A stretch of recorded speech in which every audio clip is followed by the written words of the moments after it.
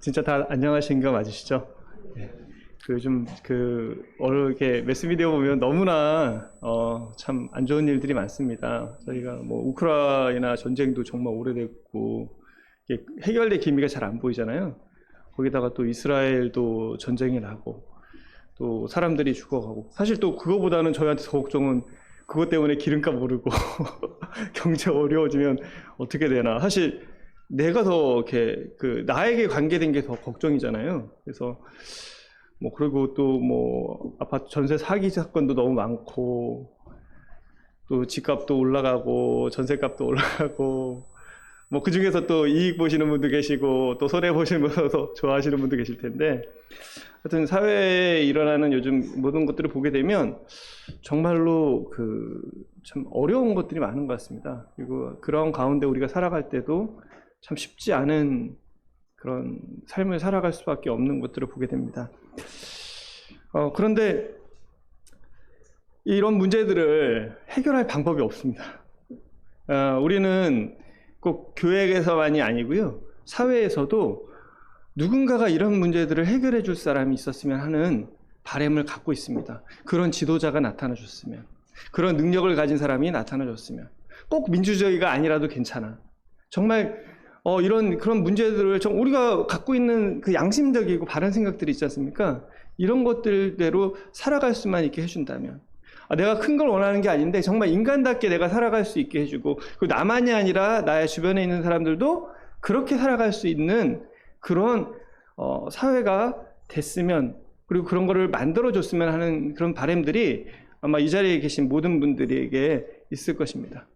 그러나 우리가 역사 이래로 그러한 일들은 있기 어렵다, 아니 불가능하다는 것을 알고 있습니다.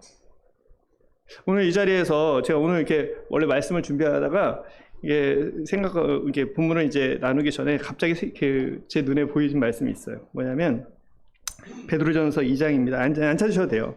베드로전서 1장 24절에 그러므로 모든 육체는 풀과 같고 모든 영광은 풀의 꽃과 같으니 풀은 마르고 꽃은 떨어지되 오직 주의 말씀은 세세토록 있도다 하였으니 너희에게 전한 복음이 곧 이 말씀이라. 이 자리에 많은 분들이 계시지만 이 말씀에 대해서 참 와닿으시는 분들도 있고 와닿지 않는 분도 계시리라 믿습니다. 모든 육체는 풀과 같습니다. 이 자리에 뭐 10대도 있고 또 20대 한참 대학생들도 있고 30대, 40대, 이제 저처럼 50대이신 분도 계시고 60대도 계시고 뭐 할 텐데, 우리가 분명하게 알아야 될 것은 뭐냐면, 이것은 성경이나 하나님을 떠나서 그냥 우리가 보는, 그냥 우리가 살아가는 역사와 이 사회에서 그냥 보면 육체는 풀과 같습니다. 육체는 그냥, 아니요, 좀 더 좋게 표현하면 꽃과 같아요. 활짝 피었다가 사라집니다. 얼마가 지나면 여기 계신 많은 분들이 꿈과 희망과 어떤 그런 욕망을 갖고 살았다 할지라도, 어떤 비전을 갖고 살았다 할지라도, 그러나 그것을 기억해 줄 사람이 누가 있겠습니까? 모든 육체는 풀과 같습니다. 그 모든 영광은 풀의 꽃과 같습니다. 뭐 대기업 총수가 되든 연예인이 되든, 뭐 진짜 정말 제가 좋아하던 가수분들이 있는데 이제 60대가 넘으니까 다 쭈글쭈글해지시고, 그리고 진짜 이렇게 찾는 분도 없는, 풀은 마르고 꽃은 떨어집니다. 그런데 우리가 기억해야 될 것은 주님의 말씀은 세세토록 있다. 하나님의 말씀은 세세토록 있다. 그런데 너희에게 전한 복음이 곧 이 말씀이다. 이 복음이 세세토록 영원히 있는 것입니다. 왜냐하면 우리의 육체는 죽어서 없어지겠지만, 그러나 우리의 영혼은, 그리고 우리의 거듭난 몸은 하나님과 영원히 있을 것이기 때문입니다. 내가 이 세상에서 지금 뭐 공부를 하고 사업을 하고 많은 것들을 하고 있겠지만, 그리고 거기서 많은 것들을 이뤘을지도 모르겠지만, 또 이루고 이기 위해서 열심히 달려가고 있을지 모르겠지만, 그러나 그것들은 다 사라질 것입니다. 오직 주의 말씀만이 세세토록, 이 복음만이, 그리고 내게 주어진 영원한 생명만이 영원할 것입니다. 이 자리에 계신 분들 중에서 정말 한 분이라도 정말 구원받지 못하고 또 이 영원한 생명의 말씀을 갖지 못하고 이 받아들이지 못하고 정말 열심히 세상에서 보면 정말 잘 사는 것처럼 보일지 모르지만 그러나 풀과 같이 이 사라지는 인생을 살지 않고 이 사라지기만 하면 좋은데 영원한 형벌로 들어가기 때문에 정말 두려운 것이거든요. 그런 영원한 형벌에 들어가지 않고 이 하나님의 말씀 가운데서 모두가 살아갈 수 있었으면 하는 마음이 있습니다. 오늘 에베소서 2장 1절부터 10절까지를 우리가 보겠습니다. 2장 1절부터 10절까지 제가 1절을 읽고요. 그 다음에 성도님들이 2절을 이렇게 한 절씩 교독을 하도록 하겠습니다. 에베소 2장 1절부터 10절까지입니다. 자, 읽겠습니다. 그는 허물과 죄로 죽었던 너희를 살리셨도다.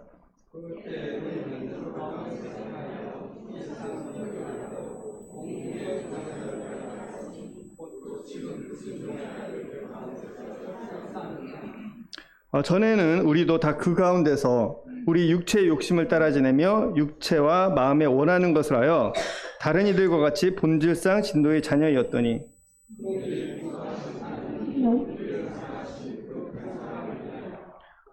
허물로 죽은 우리를 그리스도와 함께 살리셨고 너희는 은혜로 구원을 받은 것이라.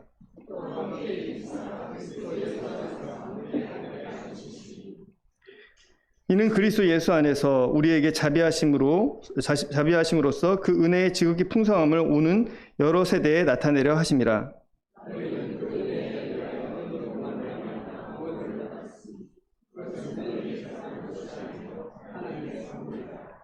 행위에서 난 것이 아니니 이는 누구든지 자랑하지 못하게 함이라.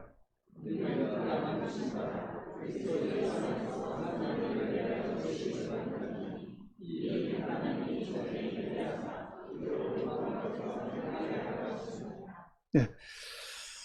오늘 이 에베소서의 말씀은 바울이 이 에베소 지역에 있는 그리고 그 인근에 있는 교회에 쓴 편지입니다. 그러니까 이 에베소라는 곳은 지금의 이제 소아시아 튀르키예라고 하죠. 옛날 터키의 그러니까 좀 설명을 드리면 터키의 위쪽 그러니까 서쪽에 맨 위쪽에 보면은 여러분 트로이라고는 잘 아시죠? 그런 도시가 있었고요. 거기 한참 내려오다 보면 거기에 에베소라는 항구 도시가 있습니다. 항구 도시가 있고 그곳에 이제 그 바울이 뭐 2차 전도 여행, 3차 전도 여행 하면서 거기서 열심히 뭐 복음을 전해서 교회가 생겼습니다. 교회가 생기고요. 이제 바울이 감옥에 지금 갇혀 있습니다. 로마 감옥에 갇혀 있으면서 얘기를 많이 들었어요. 이 에베소 교회에 대한 얘기를. 에베소 교회에 대한 얘기를 들었는데 이 에베소 교회에 여러 가지 문제가 있었습니다. 어떤 문제가 있었냐? 성도들끼리 분열이 있다. 네. 이거 뭐 에베소 시대만이 아니라 지금도 그렇죠. 분열이 있다. 분열이 있다. 그리고 바울이 갇힌 것 때문에 너무나 낙심하고 있다. 바울이. 왜냐하면 하나님 잘 믿고 우리에게 복음 전해준 사람이 하나님이 함께 하시는데 잘 돼야 되는 거 아니야? 그리고 갇혔어도 나와서 잘 활동해야 되는 거 아니야? 지금 저렇게 하고 있으면 어떻게 되지? 야, 근데 이런 상황이 바울한테만 있는 게 아니라 저한테도 있는 거예요. 이 에베소 성도들한테도 있으니까 아니 하나님 잘 믿었는데 기뻤다가 이 삶 때문에 이런 거 힘들고 그리고 바울을 봐도 힘든 이런 낭망하는 모습도 있는 거예요. 그리고 이 사람들이 살아가는 이 사회가요. 이 에베소라는 것이 좀 나중에 설명드리겠지만 정말 우리 지금 살아가는 현대 사회랑 거의 비슷합니다. 그러니까 이런 뭐 진짜 욕망과 탐욕을 위해 살고 돈을 위해 살아가고 뭐 관광산업과 뭐 여러 가지 이런 것들이 넘치는 이런 걸 살다 보니까 그런 데서 구원받은 사람들이 다시 그쪽으로 돌아가고 아니면 그게 나쁜 줄도 모르고 구원받고도 여전히 그렇게 살아가는 모습들이 있었어요. 그러니까 바울 형제님께서 이 에베소 교회에 편지를 쓰신 겁니다. 너희가 누구인지를 알아라. 너희가 어떤 사람이었는지를 알아라. 분열이 있지 않았습니까? 분열. 이런 나뉘어짐. 이 분열과 나뉘어짐은 이건 그 인간의 본성인 것 같습니다. 인간의 본성입니다. 사람들이 있는 곳에서는 항상 내가 있고 너가 있고 우리가 있고 너희가 있습니다. 그리고 그거 가운데 항상 분열과 다툼이 있어요. 그리고 그 분열과 다툼이 있다는 건 그 안에 차별이 있다는 것입니다. 내가 좀 더 낫고 내가 좀 더 가져가고, 거기에는 이기심과 욕망과 탐욕이 있는 것입니다. 지금 일어나고 있는 많은, 아까 제가 말씀들에 대한 그 답이 없는 이유가 뭘까요? 거기에 우리가 정말 그거를 해결할 만한 구원자를 찾지만 거기에 답이 없습니다. 그럴 사람이 없어요. 왜? 왜냐하면 우리 안에 이런 이기심과 욕망과, 여러분, 내가 남을 도와주고 싶은데요, 내가 어려우면 나부터 챙길 수밖에 없는 것이 우리의 모습입니다. 내가 원하는 것을 조금 더 갖고자 하는 것이 나의 마음입니다. 인간의 이 본질, 내 안에 선한 것도 있고 착한 것도 있는 것 같지만, 그러나 가장 깊이의 모습을 쳐다보면 거기엔 이기심과 욕망과 탐욕이 자리 잡고 있는 것을 우리는 볼 수밖에 없습니다. 이런 분열을, 이렇게 나뉘어지는 것들, 이런 것들을 어떻게 우리가 하나로 합칠 수가 있습니까? 그리스도만이 답이 될 수밖에 없는 것입니다. 구원받고 새롭게 변화되지 않으면 우리는 그런 것들에 대한 답을 절대 가질 수가 없습니다. 인류가 몇천 년 동안 이 세상을 아름답게, 정말 정의롭게, 공평하게 모두가 잘 사는 걸, 사회를 만들고 싶어하고 노력을 했지만, 그러나 여전히 그 문제가 해결되지 않는 이유는 거기에는 인간으로서는 답이 없기 때문입니다. 그래서 바울은 에베소 성도들에게 너희가 어떤 자들인지를 이 얘기를 해주고 있는 것입니다. 1절에 허물과 죄로 죽었던 너희를 살리셨다.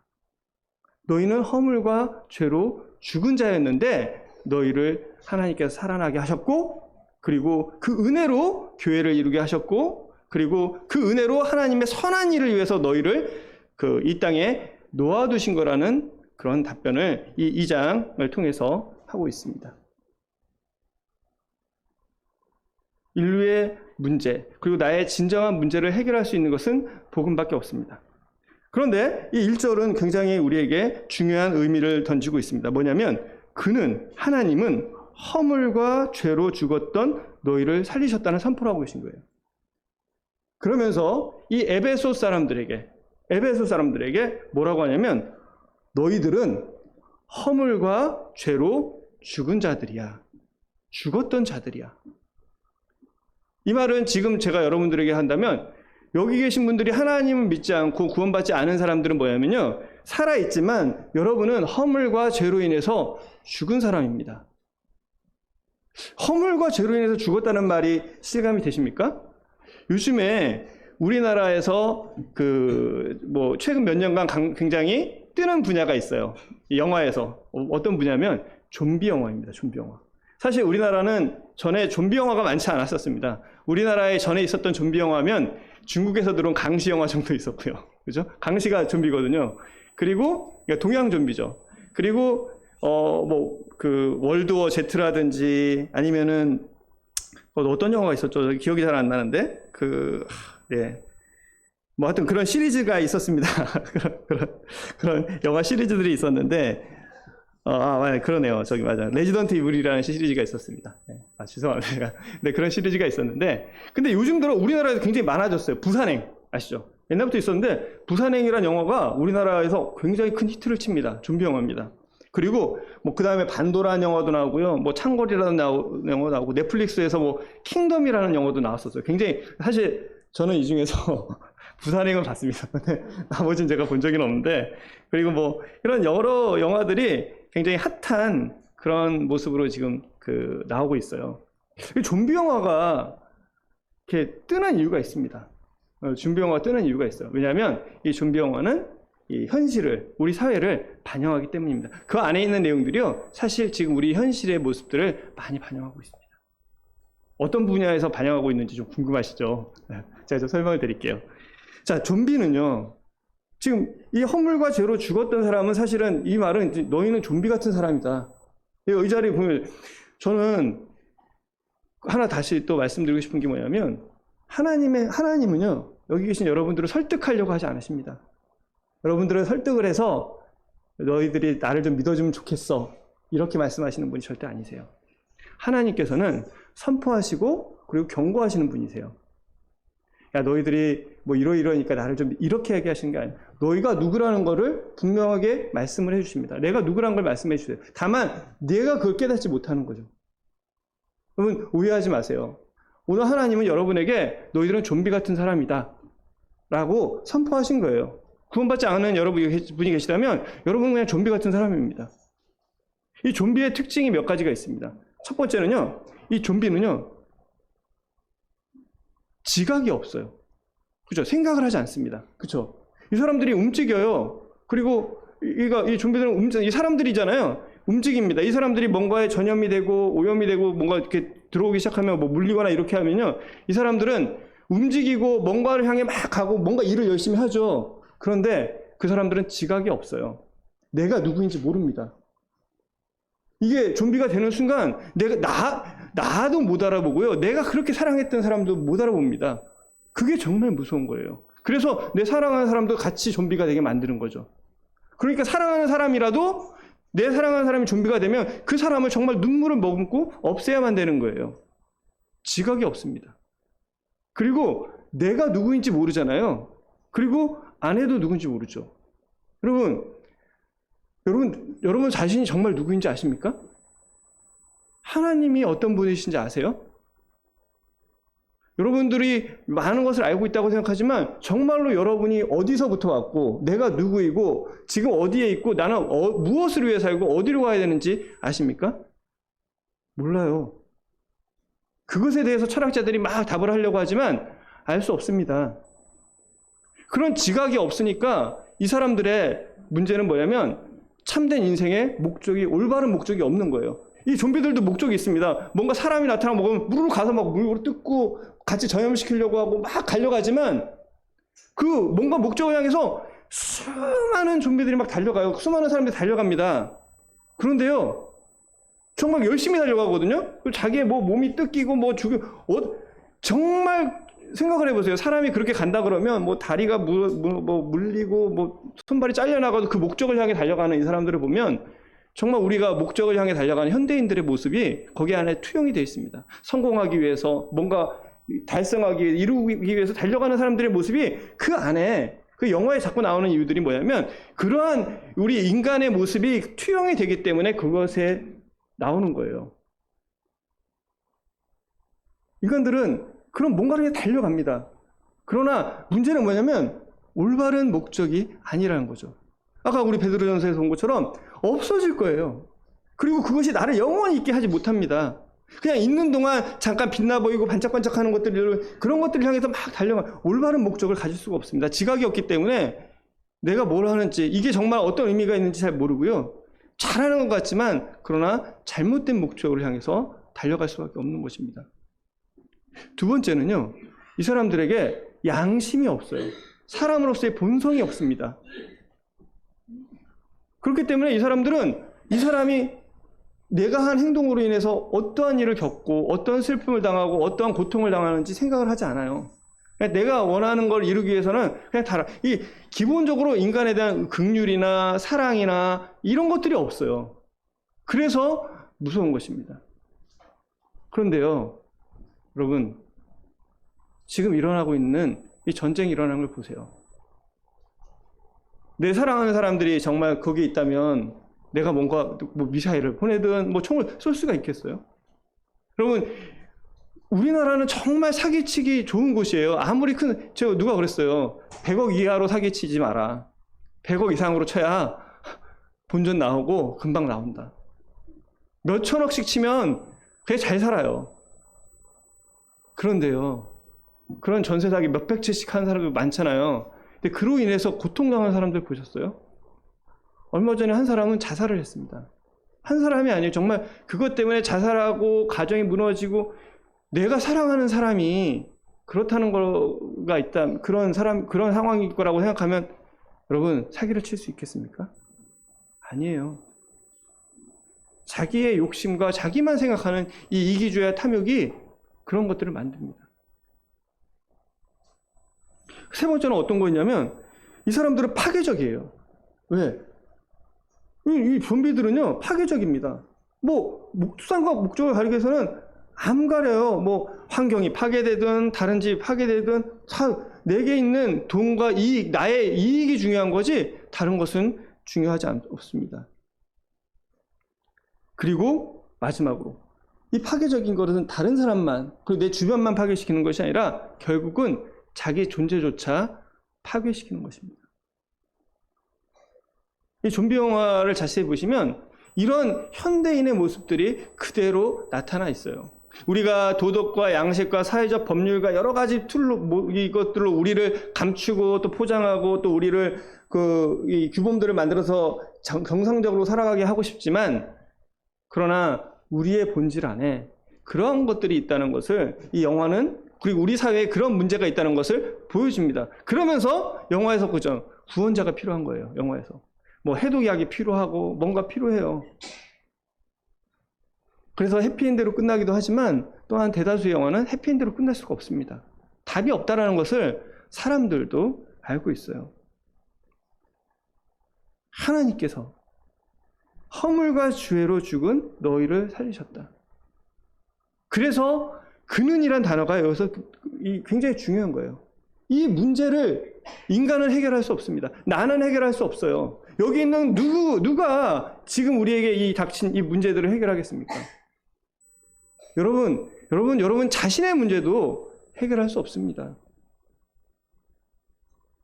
여러분의 내면에서부터 일어나고 있는 이 수많은 죄와 허물의 문제, 이 허물과 죄로 죽은 너희를 살릴 수 있는 이 인간의 문제를, 나의 문제를 해결할 수 있는 분은 하나님밖에 없다는 것입니다. 그 하나님께서는 허물과 죄로 죽은 우리를 살리신 것입니다. 하나님은 선포하셨어요. 첫 번째, 너희들은 살아있지만 죽은 자이다. 너희들은 좀비와 같은 자이다. 근데 왜 이들은 죽었을까요? 그거 바로 허물과 죄 때문입니다. 죄와 허물. 무엇이 죄고 무엇이 허물일까요? 로마서 1장 우리 같이 한번 보도록 하겠습니다.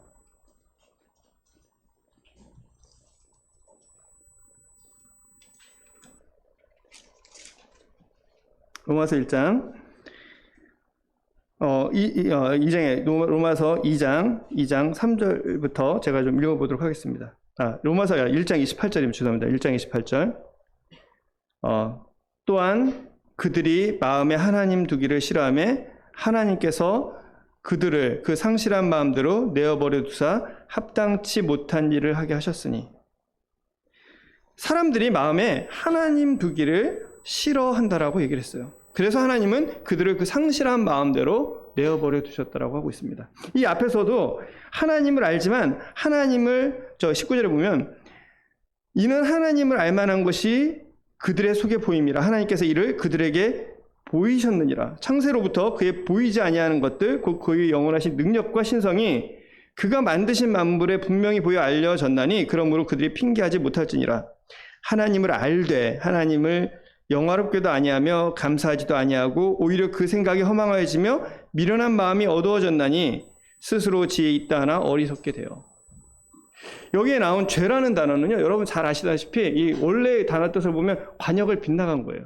원래대로 가야 되는데 그 관역을 빗나간 것입니다. 원래 사람은요, 하나님을 찾고 하나님을 만나야 되는 존재입니다. 하나님을 만나야 사람의 의미를 가지고 목적을 가지고 온전히 그 계획하신 대로 영원히 살아갈 수 있는 존재예요. 그런데 하나님을 떠나잖아요. 이 하나님께 가야 되는 이 화살이 하나님께 가지 않고 다른 곳으로 갑니다. 하나님께서 목적하신 대로 살아가야 되는데 하나님께서 목적하신 대로 살아가지 않습니다. 아까 말한 것처럼 이 좀비가 아니고 원래 사람일 때는 온전한 목적을 가지고 온전한 생각을 가지고 살아가다가 좀비가 되는 순간 관역이 빗나가는 거잖아요. 전혀 사람을 해치면 안 되고 근데 이상한 일을 하는 거잖아요. 그것이 그 좀비 사람의 목적이 돼버리잖아요. 좀비의 목적이 돼버리잖아요. 죄라는 것은요, 내가 하나님을 떠나는 거예요. 하나님을 거부하는 겁니다. 하나님과 그렇기 때문에 이 하나님을 싫어하고 마음에 두기 싫어하는 이것이 가장 큰 죄라는 거예요. 이 죄 때문에 사람들은 범죄하게 되는 것입니다. 범죄라는 건 뭐예요? 죄와 범죄는 아시겠죠? 죄라는 것이 있으니까 우리가 범죄하게 되는 겁니다. 그죠? 그래서 하나님을 마음에 두기 싫어하니까 어떤 일을 하게 되냐요?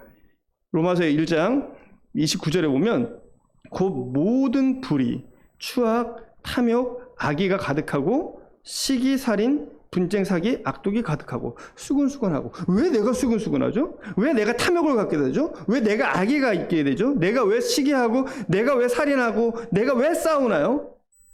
제가 안 싸우는 사람을 거의 본 적이 없습니다. 정말 제가 학교 어릴 때부터 쭉 봤는데 정말 제 주변에 착한 형님이 한 분 계셨는데 그분 말고는 안 싸우는 못 보았어요. 정말 그분 정말 착했어요. 진짜로 저희 고등학교, 대학교 친구인데요. 정말로 착해요. 싸우질 않아요. 그리고 다들 진짜 어떤 사람들도 저 사람은 건들면 안 된다. 너무 착하니까. 근데요, 너무나 가슴 아프게요. 그분은, 그 형님이요, 진짜 저는 자살하셨어요. 제가 20대 후반쯤에 자살하셨어요. 아마 그 안에 수많은 그런 것들이 있었겠죠. 우리가 원인은 정확히 알 수 없습니다. 누구나 이 안에 있는 이 죄의 문제는 해결하지 못하는 거예요. 내 안에 있는 문제들을 해결할 수 없는 거예요. 사람들이 볼 땐 정말 착하고 괜찮다라고 하지만 그러나 그 안을 이렇게 들여다보면 썩은 것들이 나와요. 그 문제를 해결하지 못하기 때문에 정말 자살을 하게 되고. 여러분의 중심은 어떠세요? 이런 것들이 없으세요? 이게 다 해결되셨나요? 하나님이 비방하는 자고 하나님께 미워하는 자고 능욕하는 자고 심지어요 이런 사람들은 32절에 그들이 이 같은 일을 행하는 자는 사형에 해당한다고 하나님의 정하심을 알고 있습니다. 양심적으로 다 알아요. 내가 죄를 지으면요 이게 죄라는 거 알아요. 점점 무뎌질 뿐이죠. 허물과 죄로 죽은 사람의 특징이 뭐냐면 이 죄에 대해서 민감했던 양심이 점점 무뎌집니다. 좀비는 한 번에 그렇게 되지만 사람들은 점점점 무뎌집니다. 그래서 이 죄와 허물로 우리는 죽어 있다라고 이야기를 하고 있는 것입니다. 이 문제를 해결할 수 있는 것은 누구입니까? 여러분 스스로에게 한번 짚으세요. 나는 정말로 살아있는 사람인가? 그때의 너희는 공중에 에베소 2장 2절입니다. 그때의 너희는 그 가운데서 행하여 이 세상 풍조를 따르고 공중의 권세 잡은 자를 따랐으니 곧 지금 불순종의 아들들 가운데서 역사하는 영이라. 하나님을 안 믿는 이 자리에 계신 분들은 지금 어떻게 살고 계십니까? 어떻게 살고 있냐면요. 허물과 죄로 죽었잖아요. 감각이 없고 하나님 없잖아요. 그러니까 이 사람들은 이렇게 살 수밖에 없어요. 어떻게 살 수밖에 없냐고요? 첫 번째는 이 세상 풍조를 따릅니다. 그리고 공중의 권세 잡은 자를 따랐어요. 이 권세 잡은 자가요, 사탄이고 마귀입니다. 곧 지금 불순종의 아들들 가운데서 역사하는 영이에요. 이 마귀의 특징은 지금도 우리 가운데서 역사합니다. 여러분들 가운데서 역사하는 거예요. 이 세상에 이런 죄의 문제가 왜 생기나요? 죄의 원래의 원흉인 사탄으로 인해 생기는 것입니다. 여러분의 마음에 사탄이 역사합니다. 우리 사회에 사탄이 역사하고 있어요. 사탄의 역사형이 실질적으로 역사하고 움직이고 있는 것입니다. 다만 우리가 생각하는 거랑 다를 뿐이죠. 광명의 천사로서 여러 가지 것들을 이용해서 교묘하게 역사하는 것일 뿐입니다. 근데 이 세상 풍조를 따랐어요. 이 세상 풍조가 뭘까요? 이 세상 풍조. 이 세상 풍조를 알려면 당시 이 에베소를 조금 더 저희가 봐야 될 필요가 있어요. 이 에베소에 이 당시 얘기한 건 지금 이 현대의 풍조를 얘기한 게 아니겠죠. 그 당시에 바울이 에베소에 거의 한 3년 가까이 있었잖아요. 그러니까 에베소라는 곳이 어떤 곳인지 너무 잘 알고 있었어요. 그래서 이 사람들이 너희들은 이 세상 풍조, 이 에베소에서 벌어지고 있는 사람들, 이 세상을 살아가고 있는 사람들의 삶의 방식과 똑같은 삶을 살고 있구나 라는 얘기를 하고 있는 거예요. 근데 구원받은 사람도 이렇게 살아가는 사람들이 있었던 거죠. 어떻게 살았을까요? 이 에베소는 로마 시대에 세계 3대, 그러니까 로마 시대의 가장 큰 도시 3개 중에 하나, 중요하고 큰 도시 중에 하나였습니다. 하나는요, 이집트의 알렉산드리아였어요. 알렉산드리아 도서관 아시죠? 하여튼 알렉산드리아 굉장히 그 다음에 시리아의 안디옥, 그죠? 그러니까 바울이 그 안디옥 그 교회 있지 않습니까? 거기가 굉장히 중요한 도시였어요. 그리고 이 에베소가 중요한 도시였습니다. 에베소가 왜 중요하게 됐냐면요, 로마가 패권을 차지를 했어요. 근데 로마에서 그리스 통해서 바로 아시아로 가장 그 백길로 빨리 갈 수 있는 곳이 에베소였습니다. 그래서 이 아우구스티누스 황제, 그러니까 초기 황제죠. 이 초기 황제 때 원래부터 유명한 곳이었는데 아주 발달했어요. 그리고 거기서부터 직진으로 쭉 가서 시리아에서 예루살렘까지 이어지는 도로가 이어져 있었습니다. 그래서 교회들을 봐도 그 근처에 교회들이 다 있었죠. 그래서 거기는 정치적으로도 그렇고 경제적으로도 그렇고 무역항이었거든요. 그러니까 정치, 경제적으로 굉장히 유명한 곳이었어요. 그리고 중요한 곳이었습니다. 그리고 거기에 이 아데미 신전이라고 하죠. 아르테미스. 이 아데미 신전이 있었습니다. 근데 아데미 신전이 아르테미스가요, 좀 오해하실 수 있어요. 그리스 로마 신화에 보면 이 아르테미스는요, 되게 예쁘고 그리고 이 처녀를 상징하는 신입니다. 그 보호해주는. 나는 제우스한테 난 평생 처녀로 할 거니까 그렇게 아세요! 하고 그런 신이에요. 그런데 이 에베소에 있는 이 아르테미스는 달라요. 왜냐하면 그 그리스에서 넘어왔는데 이 그리스의 신과 이 원래 있던 신들이 합쳐져서 성격이 완전 변합니다. 어떤 식으로 변하냐면 젖이 21개가 다, 그러니까 유방이 21개가 있는 거죠. 풍요와 다성과 번영 이런 식으로 싹 변해버려요. 굉장히 다르죠. 그래서 신의 모습도 이 아르테미스의 신이 이 에베소에 있는 신과 그리스에 있는 신이 확 다릅니다.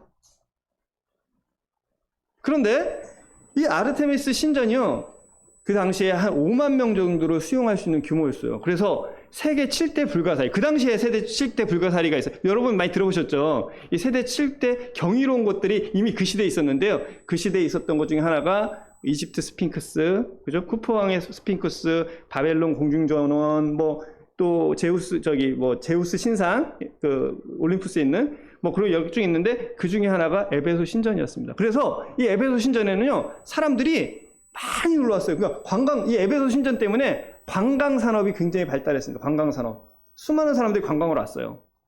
관광을 오면 뭐 또 하죠? 관광만 있나요? 뱃사람들도 들어오고 관광객도 오고 하니까 향락 산업, 이 문화 산업, 이 관광지의 특징은 뭐냐면요, 유흥 산업이 발달한 겁니다. 유흥과 향락 산업이 굉장히 발달했고 그것이 그 사람들한테 당연한 것이었습니다. 그래서 거기에는 뭐 그 뒤에 이제 도서관도 큰 게 생기거든요, 이 세계에. 근데 그 도서관이랑 사창가랑 지하로 연결이 돼 있어요. 그러니까 그 정도로. 왜? 사람들이 이 잘 살고 또 뭐 앞서갈수록 경건해지고 바르게 사는 것이 아니라, 지식이 많아질수록 이렇게 사는 게 아니라 점점 더 자기의 욕망과 이런 탐욕을 지혜롭게 포장해서 그것들을 누리게 됩니다. 지금 우리의 사회랑 별 다를 게 없었어요. 그 당시에는요, 큰 건물들이 많았거든요. 그 큰 건물 벽에 막 성교하는 사진들이, 그 그림들이 막 붙여져 있어요. 지금 저희 전에는 TV 틀면 그런 거 정말 안 나왔었잖아요. 이제 TV 틀면 뭐 다 나오잖아요. 그리고 뭐 간판에 다 나오고, 뭐 핸드폰만 열면 다 나오잖아요. 그 시대나 지금 시대나 다를 게 없습니다. 그리고 그것은 또 금융의 중심지였어요. 이 신전이 아까 말한 그런 것만 한 것이 아니라 거기에 금융업을 했습니다. 그래서 많은 사람들이 그곳에 가서 돈도 빌리고 또 보험 같은 것도 하고 막 이런 금융의 중심지로 돼 있습니다. 그리고 그곳에요, 또 이게 스포츠나 이게 문화가 다문화잖아요. 이 다문화된 사람들을 하나로 묶으려면 뭔가 필요하죠. 그래서 종교가 필요한 거죠. 종교도 필요하고 스포츠, 운동장들이 많이 생기고 검투사. 지금처럼 뭐 우리 80년대 했던 3S 정책 있지 않습니까? 스크린, 뭐 섹스, 또 스포츠, 이런 것들이 그대로 이 시대에 있었습니다. 그리고 글로벌 네트워크 이런 그 네트워크로 해서 도서관도 만들고 이런 부분들이 에베소에 있었어요. 이 사람들이 그런 환경에 살아가고 있는데 지금 우리가 사는 사회와 별로 다를 게 없어요. 이 자본주의죠. 그 당시 자본주의였습니다. 돈이 최고였어요. 그리고 인본주의가 가득했습니다. 왜? 내가 행복해야 되고 내 쾌락과 이런 걸 중요해요. 그래서 동성연애, 수가, 하여튼 말도 안 되는 이런 것들이 많이 있었어요. 그리고 다원주의가 있었습니다. 이 당시에. 다원주의예요. 진리가, 왜냐하면 여러 신들을 섬기잖아요. 그 신도요, 그냥 낮에는 다이아나 잘 섬기는 것 같죠. 낮에는 에베소 신을, 아르테미스를 섬기잖아요. 저녁에는 이 사람들이 뭘 섬기냐면요, 마술. 그래서 에베소 보시면 19장에 보면 나오잖아요. 마술책 엄청 많이 태우잖아요. 그러니까 즉 이런 다양한 신들을 섬기고 그리고 이 마술을 하는 건 뭐냐면 신들도 다원주의예요. 그냥 내가 맞게 그냥 골라서 나를 위한. 이 신이 나한테 좀 불리하네? 그럼 저 신을 섬기고요. 그리고 그것도 안 맞아? 그럼 저희 가서 마술하고 점치고. 이것이 에베소의 일상이었어요. 철저하게 자기의 이기주의와 진리를 따라가는 것이 아니라 다원주의라는 것으로 포장을 해서 자기의 욕망과 욕심을 따라가고 있었습니다. 그리고 이기주의, 그리고 욕심을 따라서. 이렇게 따라가는 이 세상 풍조라는 것이 그러한 모습들이었어요. 지금 우리 사회와 별반 다르지 않습니다. 그리고 그 원인이 뭐냐? 이렇게 이상 풍조를 따르는 그 원인은 뭐냐면 공중의 권세 잡은 자를 따랐기 때문입니다. 그 사단과 여러분 여기서 구원받지 않고 하나님 믿지 않는 분들은요, 마귀가 내 아버지입니다. 요한복음에 주님께서 말씀하시잖아. 너의 아비 마귀라고요. 너의 아비 마귀. 굉장히 듣기 껄끄러운 얘기죠. 너는 마귀 새끼야. 넌 마귀의 자식이야. 지금 여기서 하시는 말씀이 굉장히 좀 순화되고 고급 단어를 써서 그렇지, 그리고 성도들한테 말하니까 이런 거지, 진짜 직설적으로 얘기하면 넌 마귀 새끼야. 넌 마귀 새끼였어. 그리고 그 마귀 새끼니까 마귀가 하는 그런 행동들을 하고 있는 거야. 라고 이야기를 하는 거예요. 그리고 3절에 전에는 우리도 다 그 가운데서 우리 육체의 욕심을 따라 지내며. 여러분, 왜 하나님을 못 믿고 왜 내가 거룩하고 경건하게 못 사냐면 우리의 아비가, 나의 원래의 주인이 마귀이기 때문에 그렇습니다. 그렇기 때문에 내가 마귀가 하는 일을 하는 거예요. 내 안에 착한 게 있다고요? 물론 그런 것도 있겠죠. 그러나 본질상 진노의 자녀라는 거예요. 3절에 보면 우리도 그 가운데서 우리 육체의 욕심을 따라. 이게 구원받지 않은 사람의 가장 큰 특징은 뭐냐면 결국은 육체의 욕심을 따라 지내며 육체와 마음에 원하는 것을 하게 돼 있습니다. 그래서 다른 이들과 같이 본질상 진노의 자녀라는 거예요. 여러분, 다른 사람들도 그렇게 사는데요? 라고 얘기할 수 있습니다. 나만 그런 게 아닌데요? 그럴 수 있어요. 근데 좀비 영화 보시면 좀비가 된 사람들은 수도 없이 많죠. 그죠? 거기서 벗어나야 되는 사람은 작습니다. 여러분, 세상에 나가서 많은 사람들이 그렇게 살고 있는데, 그럼 그 사람들한테 물어보세요. 여러분, 당신은 당신의 삶에 답을 가지고 있습니까? 죽음 이후에 영원한 문제에 대한 답을 가지고 있습니까? 그런 것에 대한 답을 가지고 있는 사람이 있을까요? 없어요. 본질상 진노의 자녀라는 것을 모르고 살아가는 것입니다. 하나님은요, 진노하시는 하나님이십니다. 로마서 2장 1절부터 6절 보면 하나님의 의로우신 그 심판과 진노가 나타나 있습니다. 로마서에 보면 모든 사람이 죄를 범하였음에 하나님의 영광이 이르지 못했다고 되어 있어요. 그리고 마태복음 25장 41절 제가 찾지는 않으셔도 됩니다. 제가 읽어보겠습니다. 또 왼편에 있는 자들에게 이르시되 저주를 받은 자들아 나를 떠나 마귀와 그 사자들을 위하여 예비된 영원한 불에 들어가라. 여기에 육체와 욕심을 따라 지내고 육체와 마음이 원하는 것을 하여. 여러분, 이게 크게 죄가 되나요? 우리 전도서에 보면요, 젊을 때를 네가 원하는 대로 살아라라고 얘기를 하고 있어요. 끝에 가면 맨 마지막에 네가 원하는 대로 살아라. 그런데 그것을 심판하실 하나님이 있다는 것을 기억해라. 여러분 어떻게 사셔도 괜찮아요. 진짜 하나님이 계시지 않다면, 하나님 천지를 창조하시고 여러분을 창조하시지 않았다면 내가 내 욕심대로 살고 내 욕망대로 살고 그리고 내가 성공을 이루고 그리고 내가 원하는 것을 쟁취하고 사는 것이 무엇이 죄가 됩니까? 무엇이 문제입니까? 라고 얘기할 때 여러분 거기다 뭐라고 얘기하시겠어요? 그런데 문제는 하나님이 심판하실 것이기 때문에, 그리고 그 하나님은 진노하시는 하나님이시라는 것입니다. 그래서 이렇게 얘기하는 거예요. 저주받은 자들아. 지금 이 구원받지 허물과 죄로 죽은 사람은 하나님 뭐라고 얘기하시냐면 너희들은 저주받은 자들이다. 저주받은 자들아, 나를 떠나서 마귀와 그 사자들을 위하여 예비된 영원한 불에 들어가라. 이 하나님의 심판이 어떤 거냐면 계시록 20장 14절에 보면 사망과 음부도 불못에 던지니 이것이 곧 둘째 사막 불못이라. 누구든지 생명책에 기록되지 못하면 불못에 던져집니다. 여러분, 불못에 던져져요. 이것이 여러분에게 있는 미래입니다. 여러분들이 인정하든 인정하지 않든 하나님께서는 그렇게 얘기를 하고 계세요.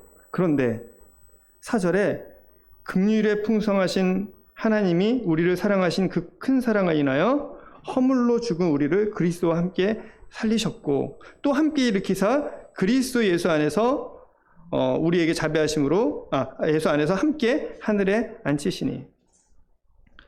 지금 우리는 이런 죄의 문제를 아무도 해결할 수 없습니다. 이거를 나도 해결하지 못하고 아무도 해결할 수 없죠.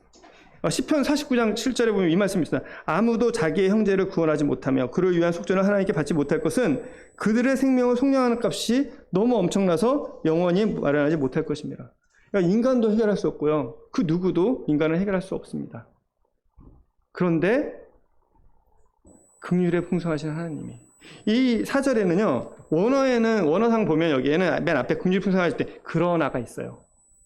다른 번역들에도 그러나라는 번역이 꼭 들어갑니다. 그러나. 이 4절 앞에 그러나가 있어요. 그러나 아무도 해결하지 못하는데 인간은 해결할 수 없기 때문에 네가 해결하지 못하기 때문에 그러나가 필요한 거예요. 우리 인생에서는요. 뭐가 필요하냐면 그러나가 필요합니다. 내가 진노의 자식이구나. 내가 지옥 가야 될 자식이구나. 내가 불순종의 아들들, 그리고 공중의 권세 잡은 자를 따르는, 그리고 그것 때문에 육체와 욕심을 따라 행하는 것이 내 삶이구나 라는 것들을 여러분들이 발견하고 인정하시게 되면 그러면 여러분들이 그러나를 찾을 수밖에 없는 것입니다. 그러나 그러나 긍휼이 풍성하신 하나님이 우리를 사랑하신 그 큰 사랑을 인하여. 긍휼이 풍성하신 하나님이 우리를 사랑하신 그 큰 사랑을 인하여. 진짜 이거는 저희가 부모가 되는 것은 축복이라고 생각합니다. 부모가 돼보지 않으면, 그리고 자녀를 낳아보지 않으면 이 긍휼에 풍성하신 하나님의 사랑이 뭔지를 경험하기가 정말 어려워요. 물론 사랑할 때도 있죠. 그렇죠? 진짜 내가 눈에 뭐 씌울 때는 진짜 죽잖아요. 그렇죠? 대신 죽어줄 수 있어요. 그 순간에 근데 그게 벗겨지면 내가 미쳤지. 다 그러잖아. 다 이렇게 죽어주려고 결혼했는데 결혼하니까 좀 그런 경우들이 있잖아요. 네. 어쨌든 죄송합니다. 하여튼 잠깐 잡혔는데. 그렇지만 자녀에 대한 사랑은 어때요? 자녀에 대한 사랑은 진짜 아무리 나한테 그래도 물론 이 세상에는 예외들이 있기 때문에 자녀에 대해서 정말 엄하게 진짜 우리가 생각하지 못한 그런 것도 많지만 그러나 대부분의 부모가 되면요. 하나님의 사랑을 경험하게 됩니다. 알게 돼요. 그 하나님이 왜 나를 사랑하냐라고 물어본다면요. 저는 답이 없습니다. 내가 내 자녀를 왜 사랑하죠? 가끔 미울 때도 있잖아요. 근데 돌아서면 어때요? 더 안타깝죠. 더 사랑하게 되고. 하나님께서는 그냥 내가 자식이니까 사랑하는 것처럼 하나님께서 그냥 나를 만드셨으니까 나를 사랑하시는 것 같아요. 나를 만드셨으니까. 거기에 어떤 설명은 모르겠습니다. 그거는 제가 구원 받아보면 하나님의 사랑이 날 이제 사랑하는, 이게 알아지잖아요. 왜 나를 사랑하셨나요? 맨날 물어보는데 사랑하셨군요라는 답을 얻을 수밖에 없잖아요. 이 긍휼의 풍성, 이게 경험해보지 않으면 알 수 없는 거예요. 근데 어쨌든 중요한 것은 뭐냐면요. 구원받은 사람은 이 하나님의 사랑을 알아요. 근데 그렇지 않은 분들도 아셔야 돼요. 하나님 정말 여러분 사랑하십니다. 여러분이 어떤 누군가를 정말 사랑하잖아요. 그거보다 더 여러분들을 사랑하세요. 이유는 하나님께서 여러분들을 만드셨기 때문입니다. 그리고 그 하나님이 그것 때문에 어떤 일을 하셨냐면 5절에 허물로 죽은 우리를 그리스도와 함께 살리셨어요. 죽어있던 우리를 살리셨어요. 그리스도와 함께. 아까 말씀한 것처럼 좀비한테 막 끌려다니다가 해결하는 약이 있지 않습니까? 단어가 생각이 안 나네요, 그래서. 하여튼, 그런 약을, 백신 같은 거를 개발하게 되면, 그다음부터는 무서울 게 없잖아요. 왜? 그냥 찌르면 되니까. 허물로 죽은 우리에게 이런 답이 생긴 거예요. 하나님께서 답을 주신 거예요. 어떤 답이냐? 허물로 죽은 우리를 그리스도와 함께 살리셨습니다. 그리스도와 함께 살리셨다는 건 뭐냐면 그리스도께서 나를 위해서 죽어주셨다는 거예요. 아까 말씀드린 나의 그 허물과 죄를 대신해서 지셨다는 거예요. 요한복음 1장 19절에 요한이 예수께서 자기에게 나오심을 보고 이르되 보라 세상 죄를 지고 한 하나님의 어린 양이로다. 나의 허물과 죄를 지고 하는 어린 양이다. 요한복음 3장 13절에 보면 하늘에서 내려온 자 같이 인자 외에는 하늘로 올라갈 자가 없느니라. 모세가 광야에서 뱀을 든 같이 인자도 들려야 하리니 하나님이 세상을 이처럼 사랑하사 독생자를 주셨으니 이는 그를 믿는 자마다 멸망하지 않고 영생을 얻게 하려 함이라. 그리스도께서 우리에게 어떤 일을 하셨나요? 그가 찔림은 그렇죠. 이사야 보죠. 그가 찔림은 우리의 허물을 인하며 그가 상함은 우리의 죄악을 인함이라. 그가 찔림으로 우리가 징계를 받음으로 우리가 평화를 누리고 그가 채찍에 맞음으로 우리가 나음을 입었다라고 얘기를 하고 있어요. 우리는 다 양 같아서 그릇 행하여 각기 제 길로 갔지만 하나님께서는 우리 무리의 죄악을 그에게 담당시키셨다고 하셨어요. 정말로 인간에게 나에게 남겨놓은 것들이 아무것도 없어요. 그냥 하나님께서 그냥 하신 일은 그 모든 것을 그 사랑하는 자기의 독생자에게 미루신 거예요. 그리고 십자가에서 죽기만 하셨어요. 나 대신해서. 그리고 그걸 믿기만 하면 그 믿음만 가지면 될 수 있는 것을 저희에게 주셨습니다. 주님께서 그렇게 십자가에 달리셨습니다. 그리고 주님께서는 십자가에서 내가 그걸 다 이루었다라는 말씀을 요한복음 19장에서 하셨어요. 그리고 함께 일으키신 거예요. 자, 보세요. 죽는 거는, 여기 죽음은 안 나왔잖아요. 지금 이 구절에 죽음은 안 나왔어요.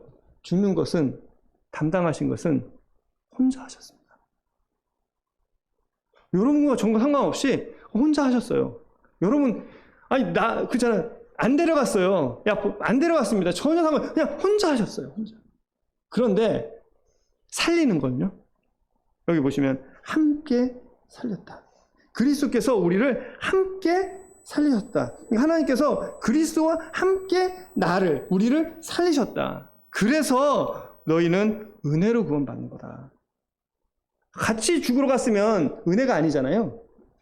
그런데 은혜로 구원받은 것이다. 그리고 함께 일으키셨어요. 살려셨을 뿐만 아니라 야, 너 살았으니까 너 이렇게 살아. 이게 아니라 일으키셔서 그리고 그리스도 예수 안에서 함께 또 하늘에 앉히셨어요. 여러분, 정말 중요합니다. 여러분 여기 계신 분들 모두는요, 정말 거듭난 성도들 모두는요, 지금 하나님 앞에 그리스도와 함께 앉은 거예요. 근데 다시 내쫓지 않습니다. 다시 허물과 죄 때문에 죽이지 않아요. 모든 것을 해결했기 때문에 정말 영원히 여러분들은 하나님과 함께 하늘에 앉힌 거예요. 이제 쫓아내지 못해요. 내가 좀 나갈게요 해도 갈 수 없습니다. 그래서 8절에 너희는 그 은혜에 의하여 믿음으로 말미암아 구원을 받았으니, 이 은혜는요 하나님께서 우리에게 행하신 일입니다. 믿음은요 내가 그 은혜에 반응하는 것입니다. 여러분, 자기를 알게 되면요 하나님께 반응하게 됩니다. 내가 누구인지, 내가 어떤 삶을 살아가야 할 수밖에 없는지 알게 되면요 하나님을 찾게 되고요, 그리고 만나게 돼요. 이 자리에 계신 모든 분들이 정말로 하나님을 만나길 바랍니다. 정말 하나님께서 주신 그 은혜, 정말 이게 허물과 죄로 죽고 정말 좀비같이 살던 내게 그 은혜를 인해서 믿음으로 말미암아 주신 그 구원을 받고 또 하나님 앞에서 살아가기를 원합니다. 그리고 뭐라고 하시면 이것은 하나님의 선물이다. 9절에 행위에서 난 것이 아니니 이는 누구든지 자랑하지 못하게 하려 함이라. 10절에 우리는 그가 만드신 바라 그리스도 예수 안에서 선한 일을 위하여 지으심을 받은 자니. 구원받은 사람들이, 하나님을 만난 사람들이만이 올바른 인생의 목적을 가질 수 있습니다. 올바른 인생의 방향을 가질 수 있고요, 올바른 인생의 그 목적지를 가질 수가 있어요. 하나님은 우리를 무엇으로 위해 주셨어요? 네. 세상 사람들에게 물어보면 다양한 답이 있습니다. 그죠? 세상 사람들에게 물어보면 저마다의 답들을 가지고 있어요. 그 이면에는 탐욕과 이익이 있겠죠. 근데요, 구원받은 우리에게는 하나님께서, 왜냐면 우리를 창조하셨잖아요. 너무 잘하시잖아요. 그리고 목적도 아시잖아요. 선한 일을 위해서. 진짜로 가치 있는 선한 일을 위해서. 진짜 인간을 인간답게 만드는 게 뭐죠? 그것은 인간의 선한 목적입니다. 인간이 그 선한 목적을 향해 갈 때 우리는 그 사람을 선하다라고 얘기할 수 있어요. 근데 그렇지 않을 때 우리는 그 사람을 선하다고 얘기할 수 없습니다. 하나님께서 우리 각자에게 이 선한 일을 우리의 삶의 목적으로 주셨어요. 그리스도를 통해서 알게 하셨습니다. 그리고 그 방향으로 가게 하셨습니다. 그리고 이게 이 사실이 이 에베소 성도들을 하나가 되게 하고 분열하지 않고 그리고 그 하나님의 사람으로서 에베소에서 계속 복음을 전하게 한 것이라고 생각됩니다. 기도하고 마치겠습니다. 아버지 하나님, 오늘 이 자리에 있는 모든 사람들이 정말 허물과 죄로 죽었던 자였습니다. 그리고 공중의 권세 잡은 자를 따라서 정말 그 어둠의 영들 가운데 역사하는 영을 따라서 자기의 욕심과 탐욕을 위해 살아가던 저희였습니다. 그런 저희를 정말 하나님께서 사랑하셔서 그 아들을 보내주셨고 또 그 아들을 통해서 우리가 정말로 속죄함을 얻어서 하나님의 자녀가 되고 또 함께 일으키심을 받고 하나님의 우편에 앉는 영광을 얻게 됐습니다. 주님, 저에게 이렇게 큰 은혜를 주신 것에 대해서 감사를 드립니다. 또한 이 자리에 그러한 은혜를 경험하지 못한 사람들이 있다면 정말 하나님의 은혜를 베푸셔서 오늘에도 또 이 빠른 시간 안에 하나님을 만나고 구원받고 하나님의 자녀로 살아갈 수 있는 은혜를 베풀어 주기 원합니다. 이 시간을 허락하신 것에 감사드리며 예수님의 이름으로 기도드렸습니다.